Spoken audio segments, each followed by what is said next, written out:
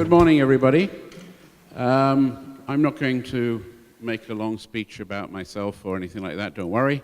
My function really is to stimulate a bit of discussion up here on the stage, and then after about 25 minutes, we'll throw it open to everybody for questions of they can address to the panelists, and then we'll be closing after that. So I just want to say that I think this is a very interesting and representative panel because we have a full spectrum up here from people, who are really full-on retailing, like McDonald's, through Starbucks and Skylark, and then into L'Oreal, which is a kind of hybrid because we have retail brands such as Body Shop, which I'm sure everybody's heard of, and Kiehl's, which is also a very important brand for us. It's still expanding its retail footprint around the world. But we're also, a brand owner in our own right and work with retailers as partners in many different countries. And then Vaidi, who actually, we share a common past together because we were both in P&G at the same time. So here we have the representative again of brand owners. So actually, I think I'm going to pick on Vaidi because we know each other and he's sitting next to me, and ask him really what has been his salient experience over the years in terms of how to enter new markets, particularly from a retail perspective, and some of the experiences that he's derived as a result of that. So, Vaidi. Hi. Morning, everyone. Thanks, Steve. Yeah, I realized that when we met here a couple of half an hour ago before the session, that we have a lot in common. So I be careful of what I say because he'll say I may not agree with you. But then, interesting discussion. So a bit of my background. Yes, I started off in India, which is in a way an emerging, developing market. Then I went to Hong Kong, which was a developed market. Then I came back to India, developing again. Then I went to Japan, developed market, then to Vietnam, emerging, developing, and then to Singapore. So have experienced both sides. Couple of my biggest experience in an emerging market entry scenario was Vietnam. I went in '99 when the business was still struggling. Procter & Gamble was still struggling, and we kind of ended up in a pretty good place. Today, you look back on those 11, 12 years, and it's been a wonderful ride. But we made a lot of mistakes, and so what I wanted to share with you are a couple of three key points. One is whenever you're entering an emerging market, whether it's a retailer or a customer, getting the right partner for entry is going to be very critical. Sometimes you don't have a choice. Like in Vietnam, the government says, okay, you want to come? Okay, here is your partner. But some places you have a choice, so getting the right partner who has the right ethics, who has the right knowledge is going to be very critical. That's one. The second one is what I call the local consumer insight. It's really important to spend the time and effort and energy to understand the local consumer insight. It is very easy to generalize. Oh, you know what? These guys drink coffee, so I'm sure, and 80 million people. So 80 million times whatever is so much of coffee potential. May not be the case. It's really important to really understand the consumer insight, do the right extent of focus groups and quantities to really make sure that you have the understanding in a better place. The last thing I wanted to say is expectations. Management expectations. It's very easy for someone sitting in the US or sitting in the headquarters to say, wow, this is the kind of population, this is the market. What if we were to get the same amount of hair washing as the United States? Then it'll be a $1 billion business. Fantastic, let's go in. No, we need to just set the expectations right because in Procter also we went through the same thing. We had all these false expectations and we landed into trouble. So those are the three broad areas that I would like to kind of share. Okay, let me pick up on that and then pass it over to Nishad, because I think one of the key challenges of emerging markets is people, particularly in headquarters, think they're cheap. You know, they think because it's an immature economy, and let's take a specific example, which I think is not very far away from here, which is Myanmar, which is now just opening up after 50 years of closing itself off from the world. Everybody, you know, in Europe or the US has this imagination that people will be cheap, locations will be cheap, and it would be like a kind of paradise for the first people to arrive, and they just need to get off the boat or the aircraft and they'll start to make their fortune. And sadly, that is not the case. I mean, for retailers, a place like Vietnam or Myanmar is astonishingly expensive because all the local people have noticed that lots of foreigners are arriving and they all have dollar signs in their eyes, and so suddenly the rentals for almost everything has gone up enormously. And of course, you know, rental is a very key determinant for entering any new market, because you have to have some physical capacity on the ground to deliver whatever good or service you have. So, Nishad, could you share a bit, you know, particularly with reference to this cost illusion, as I call it, that you know, people in the headquarters think everything is cheap and they can enter a new market without any investment spending whatsoever and expect a 20% margin overnight? Sure, I'd love to talk about cheap. I think the first thing is when companies, multinational companies, come out to Asia, they're often looking at regional offices. So before they even get to Myanmar, they're first looking at Hong Kong, Singapore, and Tokyo, and they quickly realize nothing is cheap in Hong Kong, Singapore, or Tokyo.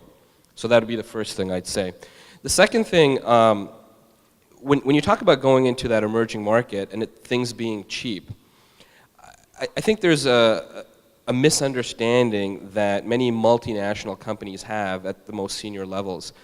Because, you know, if you go back 10 years, what companies used to do is they used to take a very, I call it a copy and paste model. You know, whether it was McDonald's or Starbucks or Gap or Levi's, they'd take their model that they had in the US and they felt like they could just drop it right into an emerging market. And if they could do that, it isn't that expensive. It could be considered cheap. But the reality is the consumer today, particularly in emerging markets across Asia, they expect a lot more. They can't just have, you know, I'll use Starbucks, my former employer, you can't just take what's working in the US for Starbucks, using all that R&D, not spending any money on R&D here in Asia, and then just dropping it into a market in Asia. And I'll give you a specific example. Pumpkin spice latte. Pumpkin spice latte is one of the most famous, most coveted beverages in the US. And several years ago, it came to Asia, and the Asians could not drink it at all. It was horrible. Nobody wanted to drink it. Our write-offs were in the millions. And Starbucks quickly learned that, you know, you've got to innovate in your local market. You've got to put in an R&D center. You've got to make your beverages or your food offerings more appealing to Asian tastes. And conversely, I'd give you an example of coffee jelly frappuccino. Now that's a beverage that does extremely well in Asia, in every country in Asia. And when the American executives come in to try it out, they're like, oh my God, this is horrible. And so you got this really good example of a beverage that works really well in one part of the world and another beverage that's working really well in another part of the world. And I think, you know, to kind of get back to the cheapness, you've got to really invest if you're going to come to Asia. You've got to build out the right people, the right infrastructure, the right R&D. And you're not coming to Asia because it's going to be a lower cost of doing business. You're coming to Asia because of the opportunity, which can only be realized with the innovation and all the other important things that a retailer must do. Thanks, Nishad. Very famous example of this issue of a retailer having to adapt, because everybody knows now that, you know, retailing is always local. And yet even very famous retailers have made terrible mistakes. Tesco, which is one of the financially strongest of the British retailers, made a huge investment to launch in the United States. And you might say, well, you know, there's not that much cultural difference or challenge between the UK and the US. And now they've had to announce a $1.5 billion write-off because they've not succeeded in the necessary adaptation to make their retail concepts work in the US market. And another very famous example, but the other way around, where an initial investment didn't work out very well, but now has that the adaptation has happened and is now very successful, is McDonald's in France. And in France, I can tell you, you know, food is almost a religion for everybody.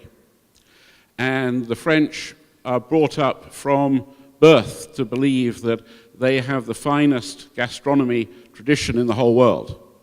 And I can tell you, you know, after I just got married, I once made the mistake of suggesting to my father-in-law that maybe we should have a fast food meal somewhere because we were short of time.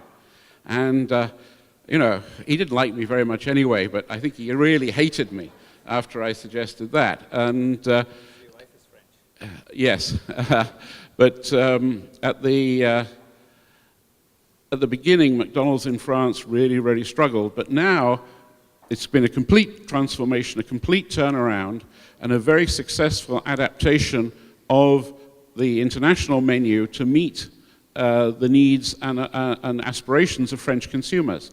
And it's this understanding of consumers which I think really can also lie at the heart of a successful market entry, whether it be a new market, an emerging channel, or something of that kind. And in this respect, digital is creating a huge advantage for people who can use it well, because you cut out the middleman. You know, you cut out the TV station or the publisher or the partner or whoever it was who was previously blocking or withholding data about your customers, and then you can talk direct to the customer. And even better, it's not just a one-way thing where you broadcast a message to be accepted or non-accepted. The best use of digital is to create a real dialogue to and fro, and to be able to learn from what your consumer wants. And I think Andrew must know a great deal that he can share with us about how to do this in a very successful way. Yeah, thanks for that, that intro. Yeah, look, as it relates to a couple of points that were made about understanding the consumer and creating a relevant offering to suit local tastes, yeah, certainly that's a core part of what McDonald's does. We have our core menu that is iconic, that defines our brand, whether it's Big Mac, fries, chicken nuggets, and so on. But, you know, we are, in our essence, still very much a small business in the sense that over 80% of our restaurants are actually owner-operated run. And some of the innovation that's come through on the menu side has actually been driven out of the restaurants. So, you know, the Big Mac, the Egg McMuffin, the fillet of fish have all been developed by individual owner-operators. And I think that was very much the case in France. They had the flexibility to evolve the menu offering to meet the local consumer demand and actually build that brand equity. As it relates to really understanding consumers, whether it's emerging tastes or emerging behaviours, you know, that's a key driver in terms of a lot of our transformative efforts. Not so much in the area of entering markets. I mean, we're in 119 markets globally as it stands currently, but more in the case of evolving our offering and entering new channels. And you know, a classic example of that is we're seeing an increasing use of drive-through in emerging markets as people start to shift from bicycles to scooters to cars. We tend to run a sort of ring-fence strategy where people are driving into the cities, and the ability to use drive-through, it's a very core part of our business and a principal platform for growth. I think the other one that's really interesting about Asia, though, is understanding that population density allows us to deliver our food to our customers outside the restaurants. And technology is a principal driving factor in this. So, you know, we have a unique situation where we can open up our product for a delivery solution that we fulfill across APMEA. We can't even market this solution because the customer demand is so high. But it's very much an example of us entering into a new category that's enabled by technology that we wouldn't have been able to do 10 years ago. That's helping drive substantial growth in our business. Thanks, Andrew. Now, another aspect of being successful in an emerging market or a new channel is very often a successful engagement with the community. And okay, so we have digital and social media that can help to form your community in your area. And I would not underestimate how successful this can be, even in markets, you know, where one might think it's not many people have access to the internet, and certainly that was the case in Myanmar until very recently. It was restricted to an elite few, and it was also incredibly expensive. But that has created an enormous hunger, in fact, amongst people, and anybody who can get access is very, very interested in what is happening in the digital space. But to be successful, the retailer has to make a connection not only with his digital community, but also actually with his physical neighbors. Because, you know, even people like Amazon do need to have a physical presence on the ground. Now in many places in the US, Amazon are actually creating lockers where you can go to pick up stuff that you've bought from them. And in many places around the world, we know that the payment and the collection of things ordered online, you know, is a significant issue dictating how you can enter certain markets. So, you know, it's a common problem. Whether you're an old-style retailer or a new-style virtual retailer, you have to have a physical presence, which means you have neighbors, and you will succeed better if the neighbors like you. You know, it's like most things in life.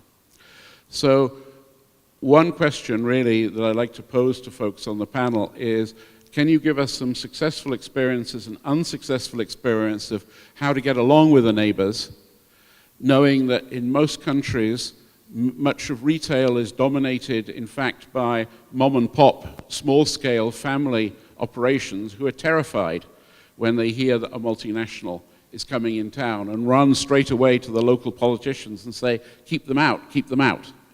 So how can you be best successful in that kind of an environment? Who'd like to volunteer to take that one? I can go ahead first. You know, I'll talk about my previous employer, Starbucks, who I think is leading in this area. Number one, they're probably one of the only companies that has a chief community officer. So they have a gentleman who sits on, you know, on the board, reporting into Howard Schultz as chief community officer. So that just tells you how important it is for a company like Starbucks. I think the second thing I tell you is, during the financial crisis, one of the things that they learned was they were building cookie-cutter stores. So they found this store, they perfected it in terms of efficiency, and they tried to replicate it everywhere around the world. And what they realized was that was not working. That store was not fitting in within that community. What Starbucks does now, today, is they actually build stores that fit within the neighborhood and within the community they sit in. And they'll often use furniture that's from that local area, or they'll use the wood from that local country.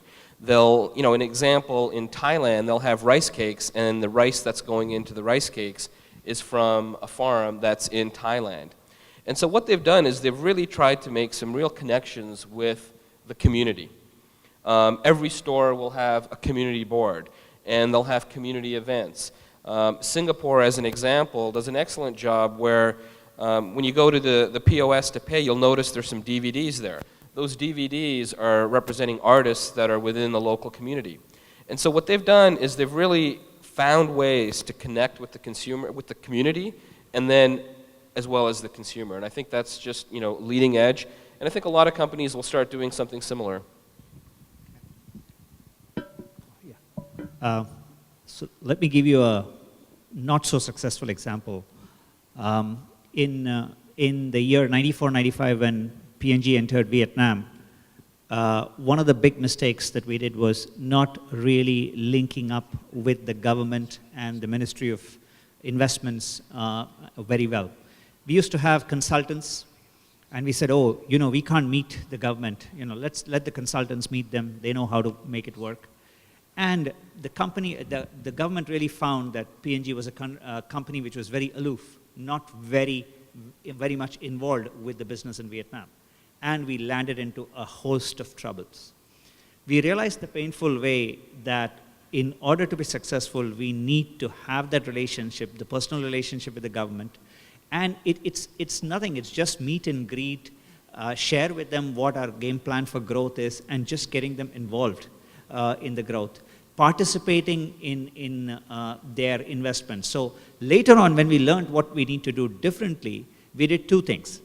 One is get that involvement, so we were even part of an investment. In fact, the Ministry of Investment made a trip to the US to invite investments into Vietnam, and we were one of the speakers. So that way we kind of bonded much better. And second was really back to the community involvement. We made sure that our social responsibility was equally high on the agenda to make that work. Actually, the idea of community and social is an interesting one. I tend to come at it from the perspective of the consumer and the role that social media in particular plays. But with this sort of basic tenet that comes with retail, and the old adage used to be that if you had a good experience, you'd tell 4 people, and if you had a bad experience, you'd tell 10. Obviously now, you know, with people having very actively developed social networks with a huge number of connections, perhaps the numbers should be, if you have a bad experience, tell 10,000. The opportunity, though, is if you're listening, you're actually able to respond to it, and the ability to diagnose an issue rapidly. I know from talking to Coca-Cola a couple of weeks ago, who we partner very closely with, they had some perception issues around a key product in China that they're able to see that there was negative consumer sentiment, to reach out to you know, their blogosphere, and they have a panel of influential bloggers that they actively leverage to kind of address that issue really, really quickly.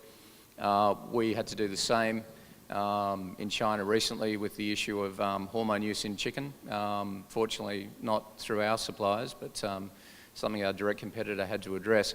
But it allows us to move and respond far more rapidly. Now, it's interesting, and maybe it's been a little provocative, but you know, I was in Australia in the late 90s watching Starbucks sort of blunder their way into the market, I guess. And it would have been interesting to see how getting that social feedback might have helped short-circuit the process to understanding. You got a point on that one? Well, I think Starbucks learned an expensive lesson in Australia. If I just go back to something I mentioned earlier, they literally took a copy and paste model, right? What was working in the US, well, it's got to work in Australia. They speak the same language as us. And clearly that was not the case. The Australian consumer wanted to drink their coffee in a different way. They wanted it to taste differently. They wanted a different strength. They wanted a different type of steamed milk. So I think today there's great avenues where you can solicit customer feedback and you can adjust. The key thing is you have to adjust and you have to listen to that customer. So I agree. Okay, I have one last question, and then for the team up here, and then I'll throw open to the room for any questions that you guys would like to pose. But the question I have for everybody is, what do you think is the best approach? Should you be the first one off the boat or off the plane trying to get a first mover advantage? Or is there such thing as a last mover advantage when it comes to going into new markets or new channels? Yeah, actually, that's a really interesting question. I don't think there's an absolute right or wrong answer. If you look at a completely different category, you know, consumer technology, digital, and so on, and you look at a company like Google and their most successful products, be they search, Gmail, and so on, none of these are products that they actually innovated on. Search existed before Google came along and reinvented it. Web-based mail existed before Google came along and reinvented it, and they'll happily tell you internally that, you know, they've been an incredibly effective fast follower. I think similarly for us, yeah, we're playing catch up in a number of markets.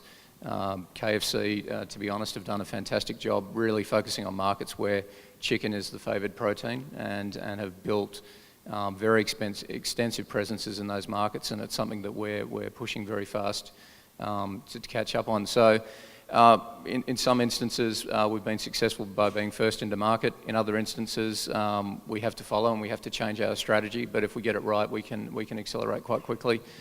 I mean, we do have the benefit, which I'm not sure if everyone in the room has a similar benefit, of being a brand with so much inherent mass, and our ability to communicate to a huge audience very rapidly allows us to transform our business quite quickly. But yeah, so that's a non-answer, I guess. I'll add to the non-answer. I think first mover or last mover advantage, I think it all depends, right? It depends on what the switching costs are. Being in the restaurant cafe business for most of my life, I don't see the switching costs being that high, so I don't necessarily think of it as being a huge first mover advantage to get in. If I'm in the telecom space, you know, if it's Apple or Samsung, you know, I just think about, I've got an iPhone right now, I really don't want to switch over to the Samsung. Even if the Samsung is better, just having to change all the mobile apps and all the phone numbers and all the contacts, I find that to be irritating. So I think in that telecom space, there probably is a definite first mover advantage. The last thing that I'd say is, in terms of expanding and going into emerging markets, I think what's really important is that your brand be very strong and prominent in its home market.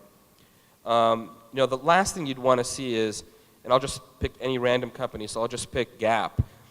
You don't want to expand in emerging markets because you're struggling in the US and your comp sales are down in the US. You actually want to expand when you're doing really well, when you're strong in your home market, because you want to be in a position of strength. When your brand is strong at home, it's going to be strong elsewhere.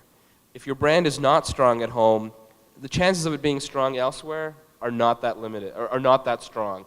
And I think part of the challenge there is you've got to have a very strong innovation pipeline, and the only way you can have that is if you've got a very healthy business in your home market.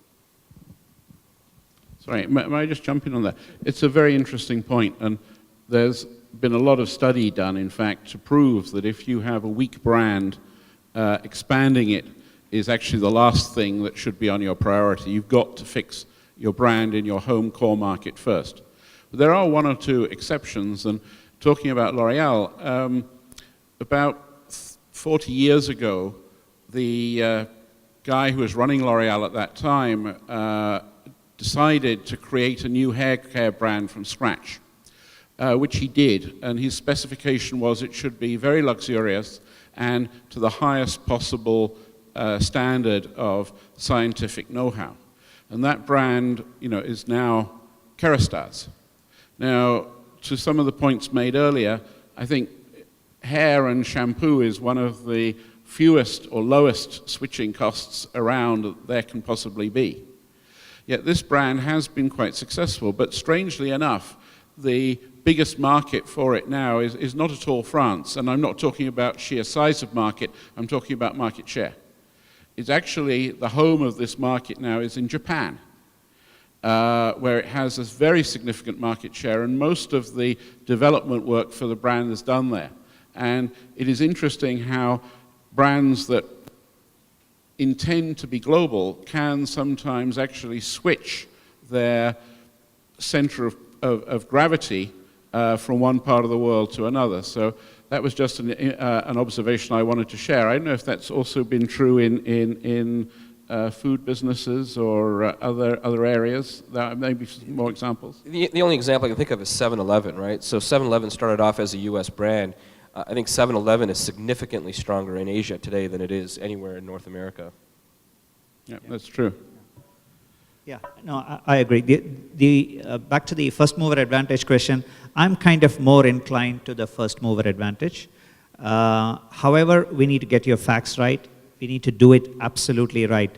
If getting in first is at the cost of not getting the elements right, then I would not encourage. Otherwise, there is clear benefit. If I look at India, China, the companies that are huge today are the countries who got in, are the companies who got in first, who at least have gotten amongst the first and are big, whether it is retail, whether it is corporate. Okay, I'd like to throw it open now for general questions from the floor. If you're sitting in the far back, I guess we can send you down a microphone, but we'd like to hear from you, and what are your questions, please? Hi.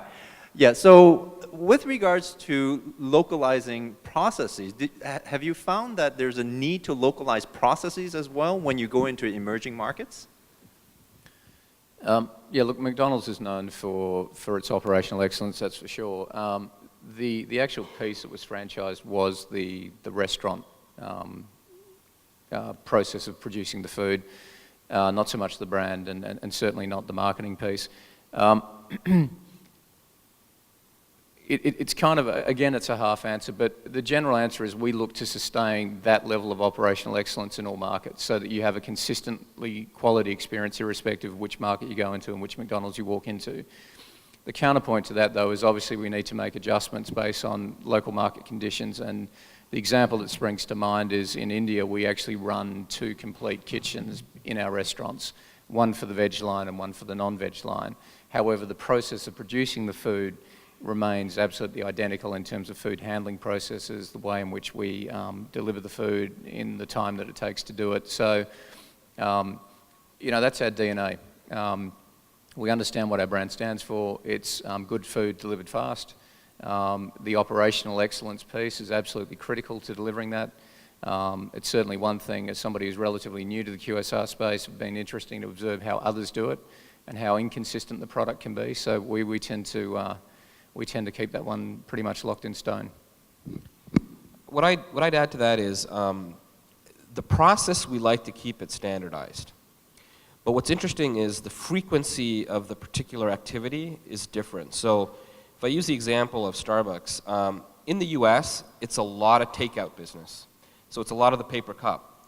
In Asia, it's a lot of sit down. So you've got to put it into the ceramic cup. So that's a slightly different process. Now, though both processes are happening in both areas of the world, but one's just happening at a higher frequency. In the US, rarely does somebody want their food warmed up, right? So you buy a muffin, you just get a muffin. In Asia, everybody wants their muffin warmed up. But they both happen in both parts of the world. They just happen a lot less in one part than the other. And what happens also is because of what I just described, in Asia, there's a lot of sit down and there's a lot of warming up of food, which means there's a lot more forks and knives that have to go out, there's a lot more plates that need to go out. So the process of bussing tables and cleaning cutlery becomes a lot more prevalent here in Asia than it does in the US. And so when you do your customer metrics and your scores and you're evaluating how long does it take to get from order to handing off the food to the customer, you know, we've got to make some adjustments in Asia because there's a little bit more work that's going on. So the process stays the same, but the metrics and the measures get adjusted because of the difference in the frequency of that process.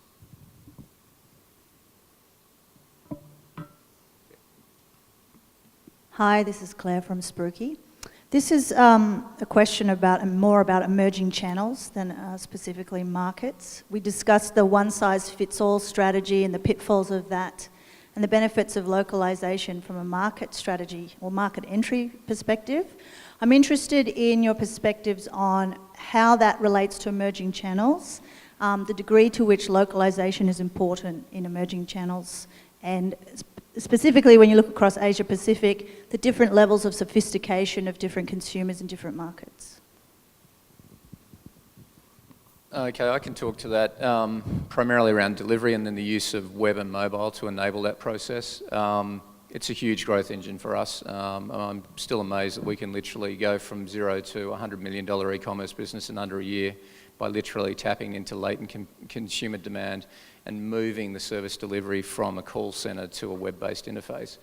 The interesting thing is you would expect that the more technically developed markets like Japan, Korea, Hong Kong and Singapore would be leading that transformation piece, and certainly when we look at uptake numbers through the web channel in particular, those markets explode very, very rapidly.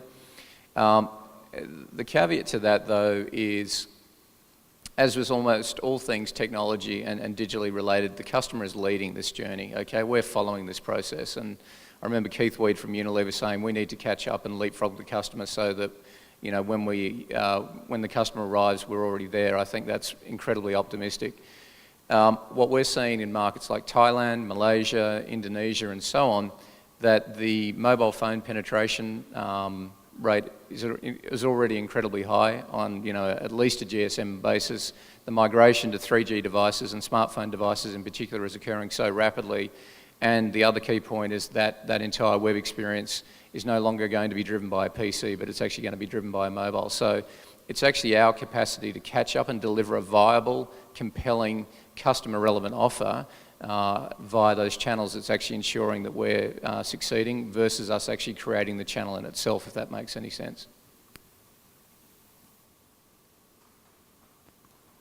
Okay, I think we can take one last question and then we need to close.